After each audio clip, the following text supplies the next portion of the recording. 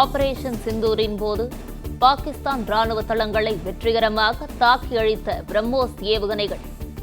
இந்திய ரஷ்ய கூட்டு தயாரிப்பான பிரம்மோஸை விமானப்படை மற்றும் கடற்படைக்காக அதிக அளவில் வாங்க மத்திய அரசு திட்டம்.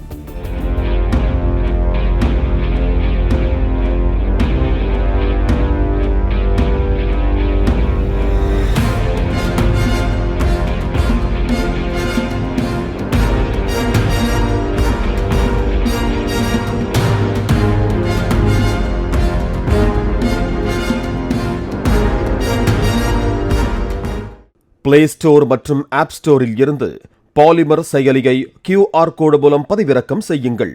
செய்திகளை உடனுக்குடன் பெறுங்கள்.